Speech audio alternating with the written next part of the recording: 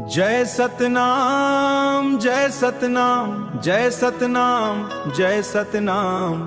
गुरु घासी बाबा के जय हो, गुरु अमरदास के जय हो। चटुआ धाम के महिमा गाबो, सत्य धर्म के जय हो। चटुआ धाम के अमर कहानी गावत है संसार। चटुआ नाम के ज्योति जल थे चारों खूंट पार। जय सतनाम के नारा गूंजे भक्तन के दरबार दरबाओ। चटुआ धाम के अमर कहानी गावत है संसार। हरियर जंगल पहाड़ी में बस के पावन धाम, जहाँ गूंजे सतनाम के बानी पावन हो वह नाम। दूर दूर ले संगिया वह करते दर्शन यार। चटुआ धाम के अमर कहानी गावत है संसार। गुरु अमरदास तप करके जगला राह बताइन, सत्य प्रेम और दया के रद्धे जगला राह बताइन।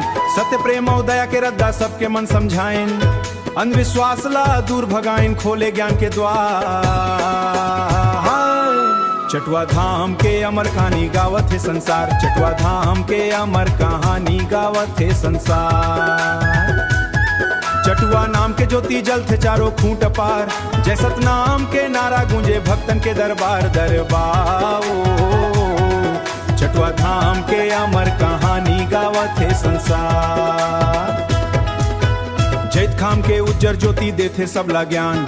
ऊंच नीच के भेद मिटा के बनते एक समान। मानवता के संदेश गूंजे गांव गांव में यार। भोल मांदर के मीठ सुरता गूंजे बारंबार।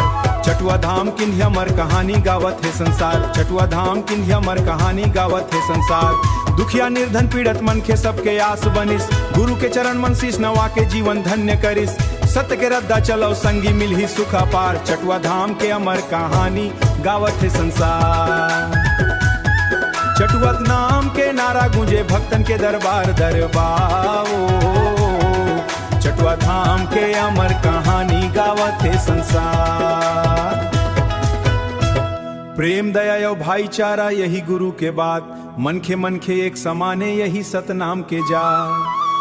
सूरज जैसन चमके महिमा चंदा जैसन शान। युग युग तक गुंजत रही सतनाम के गान।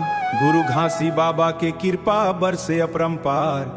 चटुआ धाम के अमानी गावत है संसार। जय सतनाम गूंजे धरती आकाश। चटुआ धाम के अमर कहानी रहे युगों तक खास। सत्य अहिंसा प्रेम के रद्दा चलाओ संगी यार। चटुआ धाम के अमर कहानी ओलिए जय सतनाम।